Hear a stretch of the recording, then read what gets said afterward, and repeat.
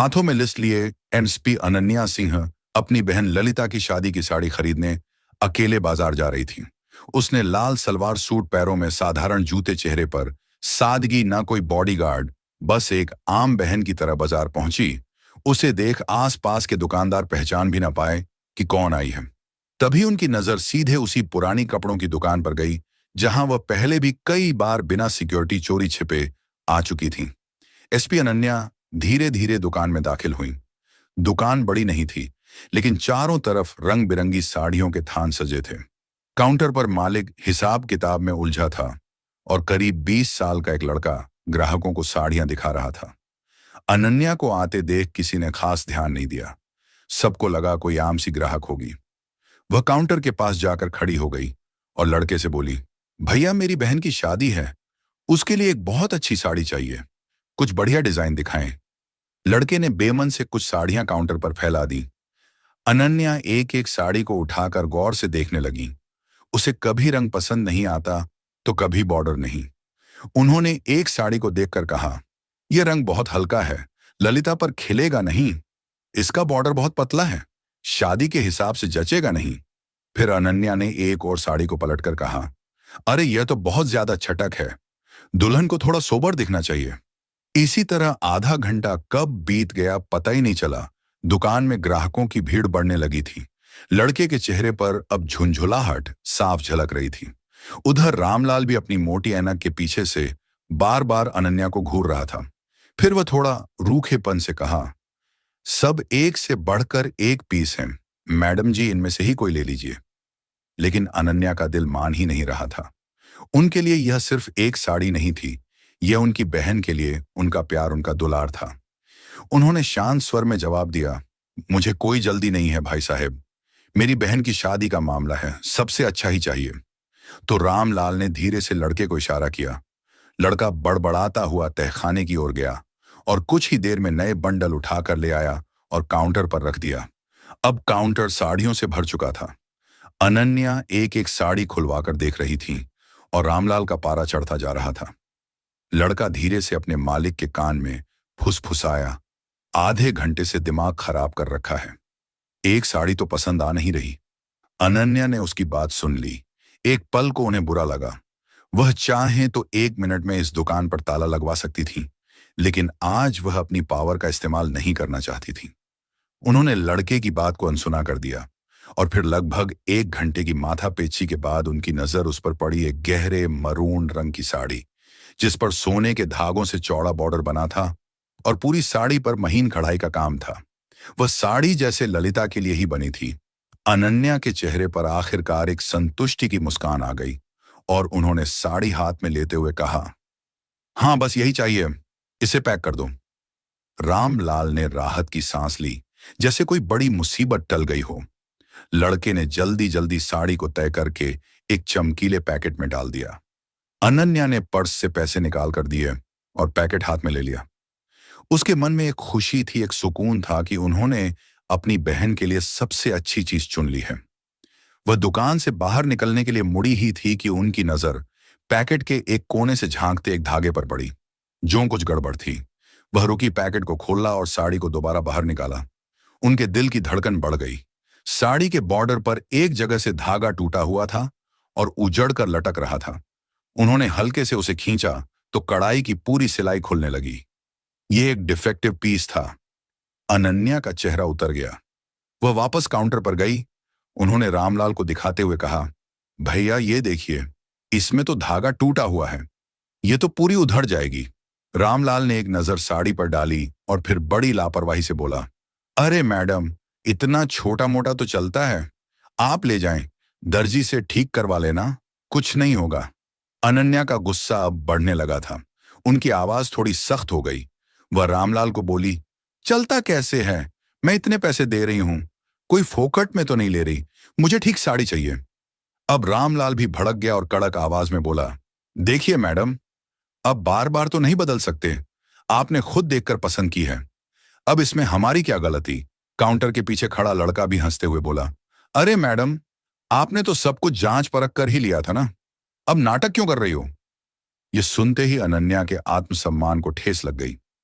वह एक अफसर थी, लेकिन उससे पहले एक ग्राहक थी और एक ग्राहक के साथ ऐसा बर्ताव उन्हें बर्दाश्त नहीं था। उन्होंने दृढ़ता से कहा, सही साड़ी दो वरना मेरे पैसे वापस करो। रामलाल ने आंखें तरेर लीं और बोला, पैसे वैसे वापस नहीं होंगे, ज्यादा ड्रामा मत करो यहां पर। अब तक दुकान में खड़े बाकी ग्राहक भी तमाशा देखने लगे थे। कानाफूसी शुरू हो गई थी। दुकान के अंदर का माहौल गर्म हो चुका था। अनन्या ने आवाज ऊंची करके बोला, दुकानदारी ऐसे नहीं चलती है। मैंने पूरा पैसा दिया है, या तो सही कपड़े दो या पैसे वापस करो। रामलाल ने चिल्लाते हुए बोला, क्यों बहुत बड़ी अफसर समझती हो? क्या खुद को तुम्हारे जैसे लोग रोज आते हैं? चलो भागो यहां से। यह सुनते ही अनन्या ने गुस्से में साड़ी का पैकेट काउंटर पर पटक दिया। भीड़ अब और बढ़ गई थी। लड़के ने पीछे से एक और तीर छोड़ा। अब शुरू हो गया इनका ड्रामा। अनन्या ने उसे घूर कर देखा। उनकी आंखों में वह सख्ती थी जो बड़े बड़े अपराधियों को भी चुप करा देती थी, लेकिन यहां कोई उन्हें पहचानने वाला नहीं था। रामलाल ने गुस्से में अपनी जेब से मोबाइल निकाला और चिल्लाते हुए बोला, ज्यादा हंगामा मत करो वरना मैं अभी पुलिस को फोन करता हूं। वह बताएगी तुम्हें कि धौंस कैसे जमाते हैं। अनन्या के चेहरे पर एक व्यंग्यात्मक मुस्कान आई। हाँ कर लो, बुला लो पुलिस को, हम भी तो देखें तुम्हारी पुलिस क्या करती है। रामलाल को लगा कि वह डर नहीं रही है। उसने तुरंत थाने का नंबर मिलाया और स्पीकर पर डाल दिया। हेलो थानेदार साहब, गुप्ता साड़ी भंडार से बोल रहा हूं। यहां एक औरत बिना वजह झगड़ा कर रही है, दुकान में हंगामा मचा रखा है, जल्दी किसी को भेजिए। फोन करते ही भीड़ में फुसफुसाहट और तेज हो गई। अरे इसने तो पुलिस ही बुला ली। अनन्या ने कुछ नहीं कहा। उन्होंने पास पड़ी एक पुरानी लोहे की कुर्सी उठाई और दुकान के गेट पर जाकर बैठ गईं। उन्होंने आसमान की तरफ देखा और एक पल के लिए उन्हें ललिता का चेहरा याद आया, उसकी शादी का सपना याद आया। लेकिन अब यह सिर्फ एक साड़ी की बात नहीं थी, यह उनके आत्मसम्मान की लड़ाई बन चुकी थी। वह पीछे नहीं हट सकती थी।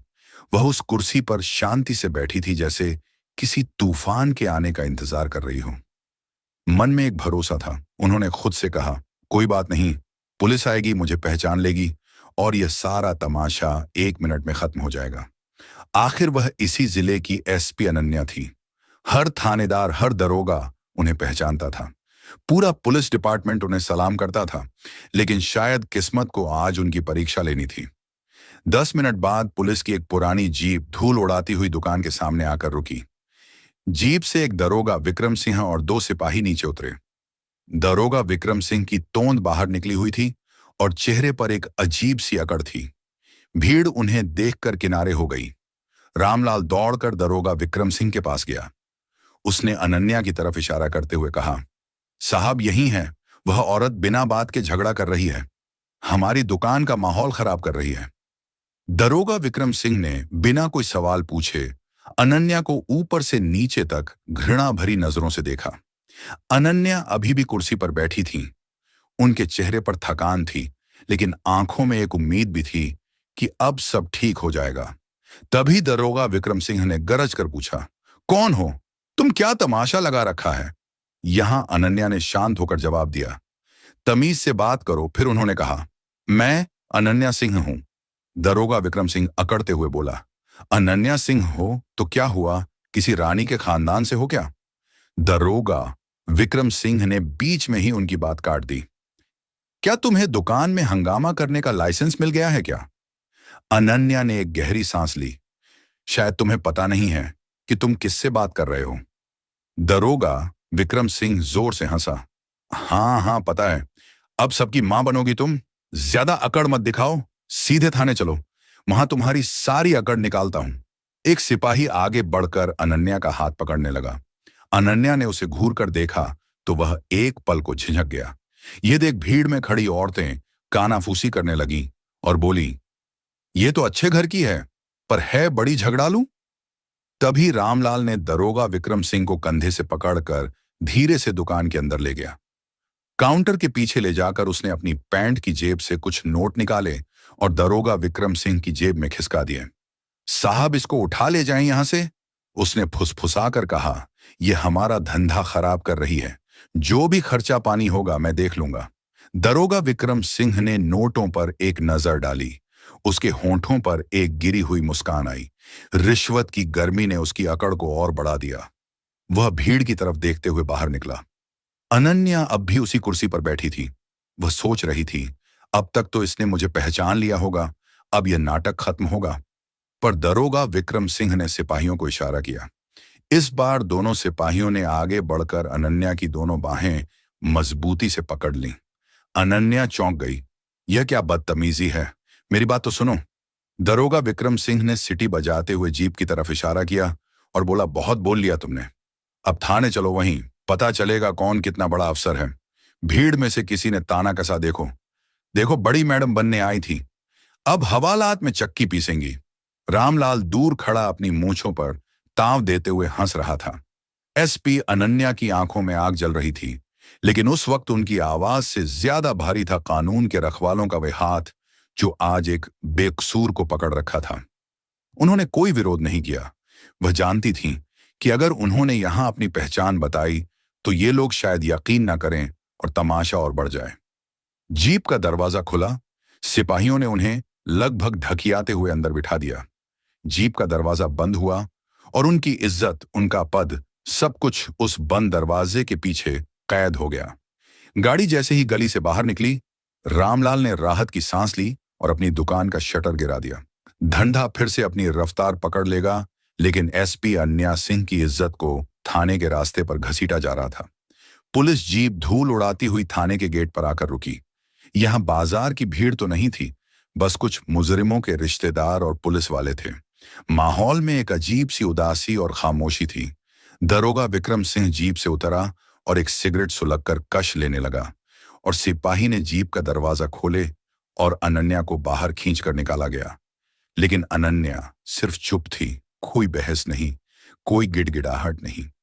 उनकी सीधी नजर दरोगा विक्रम सिंह के चेहरे पर थी, लेकिन रिश्वत और अहंकार में डूबे उस दरोगा विक्रम सिंह को कुछ भी समझ नहीं आ रहा था। दरोगा विक्रम सिंह ने उन्हें धक्का देते हुए कहा, ले चलो थाने के अंदर। थाने में अंदर एक हेड कांस्टेबल बैठा फाइलें पलट रहा था। उसने पूछा, साहब ये कौन लड़की है? दरोगा विक्रम सिंह ने घमंड से कहा, यह बहुत बड़ी तोप बनी फिरती थी, एक दुकानदार से झगड़ा कर रही थी। ऐसे ही लोग शहर में दंगे करवाते हैं, इसे हवालात में डालो, सारी गर्मी निकल जाएगी। अनन्या ने एक आखिरी बार कोशिश की। मैं अनन्या सिंह हूं, हेड कांस्टेबल ने बीच में ही टोक दिया। नाम पता बाद में कागज में लिख लेंगे मैडम, पहले अंदर चलिए। एक सिपाही ने लोहे का एक भारी गेट खोला और उन्हें हवालात में डाल दिया। अंदर सीलन भरी हवालात थी, दीवारों से पपड़ी उतर रही थी और हवा में एक अजीब सी बदबू थी। एक कोने में टूटी हुई चारपाई पड़ी थी। अनन्या ने एक गहरी सांस ली। ये वही हवालात थी जिसका उन्होंने कुछ दिन पहले ही निरीक्षण किया था। आज वो खुद इसमें एक कैदी बनकर खड़ी थी। दरोगा विक्रम सिंह ने बाहर से ताला लगाया और जोर से हंसा और बोला, अब बनो अफसर और रानीबाई। हवालात की दीवारों पर अनन्या के चेहरे की परछाई कांप रही थी और मन ही मन सोच रही थी कि कितने नीचे गिर चुके हैं ये लोग, इनकी किए की सजा जरूर दूंगी। ये कैसा इंसाफ है जो सच और झूठ में फर्क नहीं कर सकता। इतना सोच ही रही थी, तभी उसी थाने में हवालात के बाहर लकड़ी की एक पुरानी कुर्सी पर एक दूसरा दरोगा बैठा था। उसका नाम था राजेंद्र सिंह। उम्र ज्यादा नहीं थी, लेकिन वो अपने काम में बेहद ईमानदार और तेज माना जाता था।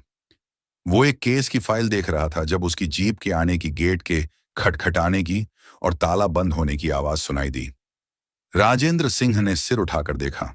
उसकी नजर हवालात की सलाखों के पीछे गई। अंदर लाल सूट पहने एक औरत चुपचाप जमीन पर बैठी थी, लेकिन उसके चेहरे पर कोई डर या घबराहट नहीं थी। वही शांति, वही तेवर, वही रुतबा जो उसने कई बार जिले की बड़ी बड़ी मीटिंग्स में देखा था। उसने अपनी फाइल बंद की। एक अजीब सी बेचैनी उसे हवालात की तरफ खींच ले गई। उसने पास जाकर हवालात के छोटे से झरोखे से अंदर झांका। एक सेकंड के लिए उसका माथा ठनका। अरे ये तो उसके मुंह से बस इतना ही निकला। उसने पास खड़े एक सिपाही को इशारा किया। ये कौन है, किस केस में लेकर आए हो? सिपाही ने हंसते हुए पूरी कहानी बता दी। साहब एक दुकानदार से झगड़ा कर रही थी, दरोगा विक्रम सिंह साहब पकड़ लाए, कह रहे थे बड़ी अफसर बनती थी। राजेंद्र ने उसकी बात पर ध्यान नहीं दिया। उसकी आंखें सीधे अंदर देख रही थीं।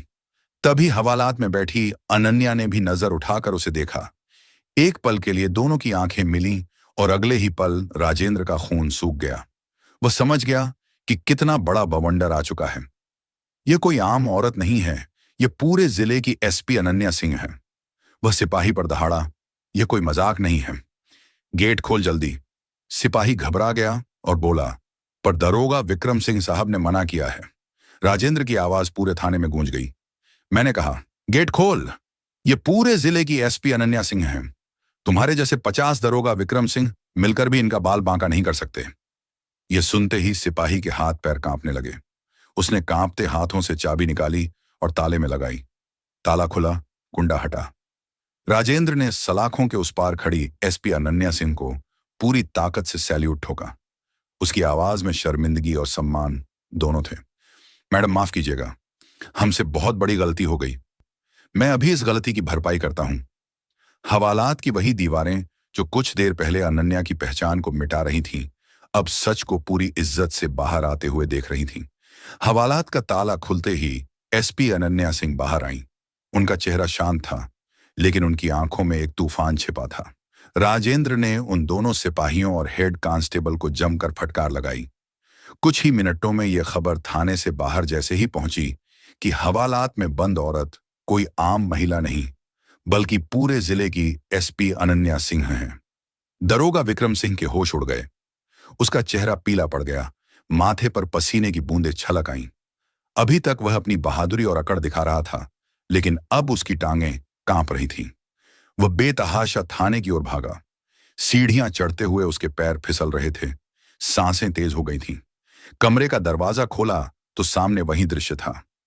हवालात खुल चुकी थी। एसपी अनन्या सलाखों से बाहर आ चुकी थी। चारों तरफ पुलिस वाले खामोश खड़े थे, जैसे किसी अपराध पर गवाह हों। दरोगा विक्रम सिंह ने जैसे ही अनन्या को देखा, उसकी आंखों में खौफ उतर आया। वह दौड़कर उनके पैरों में गिर पड़ा। माफ कर दीजिए मैडम, मुझसे बहुत बड़ी गलती हो गई। मैं आपको पहचान नहीं पाया।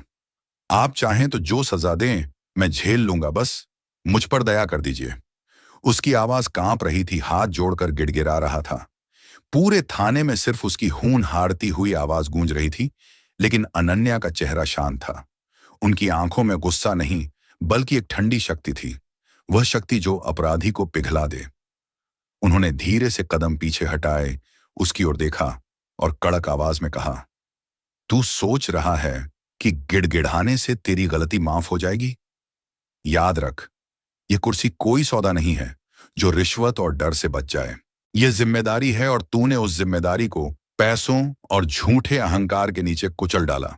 दारोगा विक्रम सिंह रोते हुए बोला, मैडम रहम कर दीजिए, घर वाले बच्चे सब भूखे मर जाएंगे। मैं अपनी पत्नी की कसम खाता हूं, अब कभी ऐसी गलती नहीं होगी। अनन्या ने उसकी बात बीच में ही रोक दी। उनकी आवाज पूरे थाने में गड़गड़ाहट की तरह गूंजी। बस अब तेरी यह नौटंकी मुझे और नहीं सुननी। तूने आम महिला समझकर जिस तरह से मेरे साथ दुर्व्यवहार किया, उसी तरह तूने न जाने कितनों के साथ ऐसा काम किया होगा। तू माफी के लायक नहीं है, आज से तू सस्पेंड है। एसपी अनन्या की यह बात सुनते ही पूरा थाना सन्नाटे में डूब गया। दारोगा विक्रम सिंह वहीं जमीन पर गिरा, सिर पकड़कर सुबकने लगा। उसके होंठ कांप रहे थे, लेकिन अब उसके पास कोई दलील नहीं बची थी। राजेंद्र ने तुरंत रिपोर्ट निकाली, सस्पेंशन का आदेश लिखा और उस दारोगा विक्रम सिंह को वहीं मौजूद पुलिस जीप में बैठाकर लाइन हाजिर करवा दिया। अब उसकी अकड़ धूल हो चुकी थी। अगले ही दिन उस कपड़ा रामलाल को भी नोटिस भेज दिया गया। ग्राहक के साथ धोखाधड़ी, झूठा केस दर्ज करवाना और प्रशासन के काम में बाधा डालना। उसकी दुकान का लाइसेंस रद्द करने की कार्यवाही शुरू हो गई। रात काफी हो चुकी थी, लेकिन अनन्या ने एक पल भी आराम नहीं किया। उन्होंने वॉशरूम जाकर अपने कपड़े ठीक किए, चेहरे पर पानी के छींटे मारे। वह दर्द व अपमान सब कुछ उन्होंने अपने अंदर समेट लिया था। एक सिपाही ने कहा, मैडम सरकारी गाड़ी भेज देते हैं। अनन्या ने सिर हिला दिया, नहीं, मैं अपनी कार से ही जाऊंगी। वह फिर से अफसर नहीं, सिर्फ एक बहन बनना चाहती थी। थाने से बाहर निकलकर जब वह अपनी पुरानी कार में बैठी तो उनकी आंखों में आंसू आ गए, लेकिन उन्होंने उन्हें बहने नहीं दिया। कुछ ही घंटों बाद उनकी गाड़ी उसकी घर के गेट पर रुकी। शादी के घर में शहनाई की गूंज थी। चारों तरफ हंसी, मजाक, नाच गाना और मेहमानों की चहल पहल थी। ललिता अपनी सहेलियों से घिरी हुई थी और उसके चेहरे पर दुल्हन बनने की एक अनोखी चमक थी। उस चमक के बीच उसकी आंखें बार बार अपनी बड़ी बहन अनन्या को ढूंढ रही थीं। अनन्या वहीं थी, हर रस्म में ललिता के साथ खड़ी, कभी उसकी चुनरी ठीक करती, कभी उसे छेड़कर हंसा देती। चेहरे पर एक शांत और प्यारी सी मुस्कान थी, जैसे कल रात कुछ हुआ ही ना हो। उन्होंने ललिता को वो मरून रंग की साड़ी दी तो ललिता की आंखें खुशी से भर गईं। दीदी, ये कितनी सुंदर है, आपने मेरे लिए सबसे अच्छी चीज चुनी है। अनन्या बस मुस्कुरा दी, बोली, अरे पगली, तेरे लिए तो जान भी हाजिर है। लेकिन उस मुस्कान के पीछे एक गहरा समंदर छिपा था। कल रात जो कुछ भी हुआ, वह किसी बुरे सपने की तरह बार बार उनके दिमाग में कौंध रहा था। वह हवालात की सीलन भरी बदबू, वह दारोगा विक्रम सिंह की गिरी हुई हंसी, वह रामलाल का घमंडी चेहरा और भीड़ की वह चुभती हुई निगाहें, सब कुछ उनकी आत्मा पर किसी घाव की तरह ताजा था। उन्होंने उस अपमान के घूंट को पिया जरूर था, लेकिन वह उनके गले में अटका हुआ था। वह मुस्कुरा रही थीं, लेकिन उनका मन बेचैन था। वह सोच रही थीं, क्या दारोगा विक्रम सिंह को माफ कर देना चाहिए था। आखिर उसने अपने बीवी बच्चों की कसम खाई थी कि आज के बाद कभी ऐसा काम नहीं करेगा। उसकी आंखों में डर से ज्यादा अपने घर की फिक्र झलक रही थी। अनन्या के दिल में बार बार सवाल उठ रहा था, क्या मैंने सही किया या गलत। उनकी आत्मा जानती थी कि वर्दी का अपमान बर्दाश्त नहीं किया जा सकता। लेकिन तभी उसे थाने का अंतिम दृश्य उसे याद आया, जब दारोगा विक्रम सिंह को सस्पेंड करके ले जाया जा रहा था, तो उसके चेहरे पे एक ऐसे हंसी थी कि मानो उसे कुछ हुआ ही नहीं हो। उसकी नजरें ये इशारा कर रही थीं कि तुमको देख लेंगे। उसके अंदर कोई डर नहीं था। उनकी आंखें शून्य में टिक गईं। वह उसकी आंखों में भय होने लगा। तभी ललिता ने धीरे से उनका हाथ हिलाया और मुस्कुराकर बोली, दीदी, आप कहाँ खोई हुई हैं। उसकी आवाज ने अनन्या की सोच को तोड़ दिया। अनन्या चौंककर हकीकत में लौटी। कहीं नहीं लल्ली, बस देख रही हूं, मेरी गुलियां आज कितनी सुंदर लग रही है। उन्होंने बड़ी सफाई से बात को टाल दिया। वह अपनी बहन की जिंदगी के सबसे बड़े दिन में किसी भी तरह की कड़वाहट भूलना नहीं चाहती थी। दीदी, कल आप इतनी देर से क्यों आई, और मां बता रही थी कि आपका फोन भी नहीं लग रहा था, सब ठीक तो है ना। ललिता की आंखों में चिंता साफ झलक रही थी। अनन्या ने एक गहरा सांस लिया। वह अपनी छोटी बहन से झूठ नहीं बोलना चाहती थी, लेकिन सच बताने का यह सही वक्त नहीं था। हाँ, सब ठीक है, बस एक जरूरी ऑफिशियल काम में फंसी थी। लेकिन देख, मैंने अपना वादा पूरा किया, तेरी साड़ी ले आई। रात को जब सब लोग संगीत और नाच गाने में डूबे थे, अनन्या अकेले छत पर चली गई। ठंडी हवा के बीच उसने राजेंद्र को फोन किया और बोला, मुझे दरोगा विक्रम सिंह और दुकानदार रामलाल की पूरी जानकारी चाहिए। राजेंद्र ने भरोसा दिलाया, सुबह तक रिपोर्ट दे दूंगा। अगले दिन हल्दी की रस्म के बीच फोन आया। राजेंद्र ने बताया, रामलाल के कई धोखाधड़ी के केस दबाए गए हैं और दरोगा विक्रम सिंह एमएलए भैरव सिंह यादव का खास आदमी है। अवैध शराब, जमीन कब्जा, वसूली सब उसी के लिए करता है। अनन्या ने सब जोड़ लिया तो रामलाल भी उसी के नेटवर्क का हिस्सा है। शाम होते ही बारात की खुशी पर अचानक साया छा गया। एक जीप से कुछ गुंडे कूदे और पंडाल के बाहर खौफ का तूफान उतर आया। उनके लीडर मंगल ने चिल्लाकर शादी रोकने को कहा, रोको ये शादी। उसकी आवाज में इतनी कर्कशता थी कि संगीत तुरंत बंद हो गया।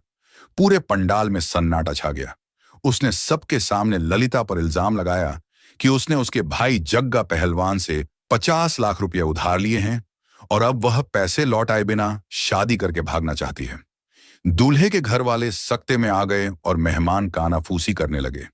ललिता, जिस पर कुछ देर पहले खुशियों के फूल बरसाए जा रहे थे, अब उस पर झूठे इल्जामों की कीचड़ उछाली जा रही थी। वह फूट फूट कर रोने लगी। अनन्या का खून खौल उठा। वो जानती थी कि यह भैरव सिंह की घटिया चाल है, उन्हें और उनके परिवार को बदनाम करने का तरीका। वह एक शेरनी की तरह आगे बढ़ी। उसकी आंखों में ना कोई डर था, ना कोई घबराहट, बस एक सर्द गुस्सा था। क्या सबूत है तुम्हारे पास? उसकी आवाज शांत लेकिन इतनी पेनी थी कि मंगल भी एक पल को ठिठक गया।